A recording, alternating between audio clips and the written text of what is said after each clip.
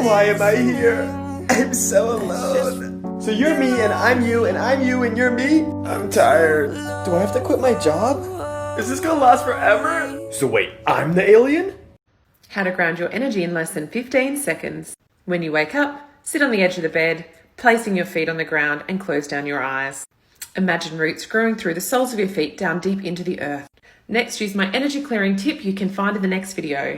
When you truly go through a spiritual awakening, you eventually reach a point of depressed realism. Because a spiritual awakening usually isn't just a personal thing. It forces you to recognize the state of the world and the conditions that everybody is put under. And that's actually depressing. My advice to you is, acknowledge this reality and use it to inspire more change in the world.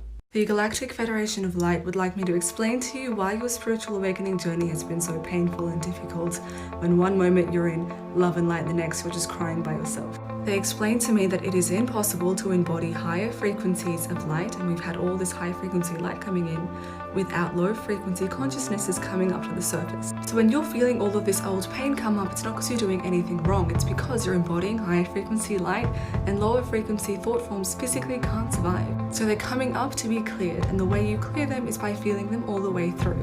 They said to me that your awareness is light, so by merely being aware of them, you are alchemizing them.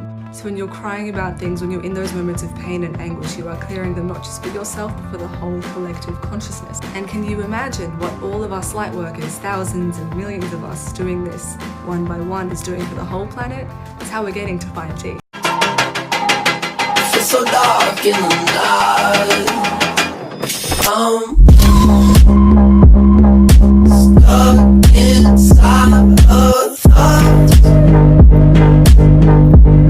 Smart dust is a term used to describe tiny micro-electromechanical devices so small they look like dust. This smart dust or nanotechnology was developed in the 1990s by DARPA and the Research and Development Corporation. It's to be used in areas like security, space travel, and medicine. Yes, nanotechnology is made to go inside your body, and there's a good chance it's already there. Google's Director of Engineering, Kurzweil, stated, and I quote, "Nanobots will infuse all the matter around us with information. Rocks, trees, everything will become these intelligent creatures." Well, the only way you can do that is if you drop them from the sky. The reason these COVID tests are taking up the nose is so they can insert this nanotechnology close to your brain. But don't worry, right now the technology is inactive. In order for it to work, it needs a strong enough signal. Ever heard of 5G?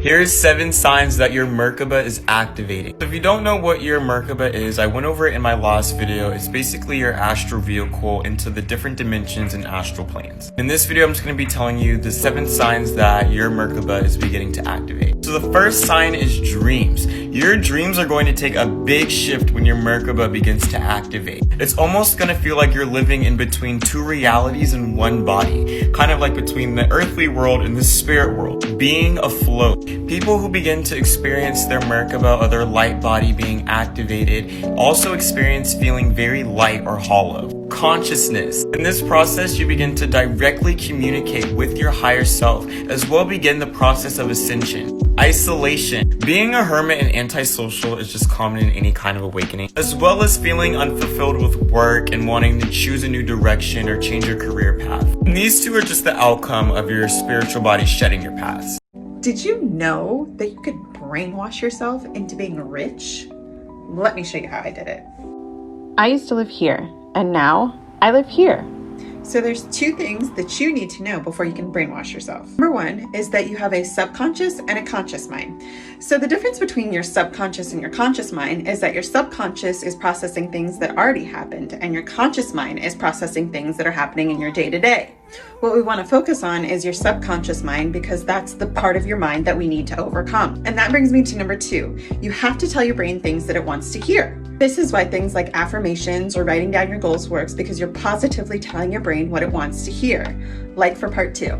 Okay, so if you want to manifest something in the material world, so for example, I wanted snowboarding boots that cost less than $100, $80 to be specific. Now I know, speak into the universe, say that you want it, whatever, but you can ask the angels, help for even like assistance in small manifestations. Watch. Remember, there's all types of angels that coordinate with whatever. So Raphael is actually the angel of manifesting material goods into your realm. So Aquarius, 11th house, wishes. That's kind of where it would fall into. I was on OfferUp for literally probably like 2 days, looking for some snowboarding boots in my size, in the color that I wanted, and not to break my bank. All I did was close my eyes, and I was like specifically, like to the T, exactly what I wanted. 2 seconds later, maybe like 4 seconds later, I scrolled down. Really excellent condition for $50. $50, and I got a helmet too.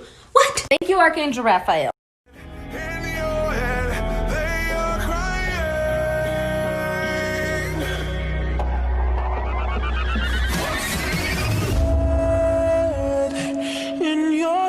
Honestly, I don't even play an active role in my life anymore. Shit just happens and I'm like, oh, is this what we're doing now? Okay. We're all being manipulated. Think about what you consume digitally on a daily basis. Trending hashtags, popular memes, big creators. The reason that these things are popular is because someone or something said that they were trending. I like to call this ghost hype. It's where there's not actually hype, but you think there is, so then you join in. And it does eventually lead to actual popularity. It's like when Netflix says that something is trending. It's probably not, but now that we think it is, we're gonna watch it, and then it will actually become popular. It's a little bit similar to what happened in 2008 with the housing crisis. When the hell did we forget all that? But I'm not going to get into that. The point is, we need to start paying attention. The only reason you're even seeing this video is not because you wanted to, but because someone else wanted you to. So start paying attention.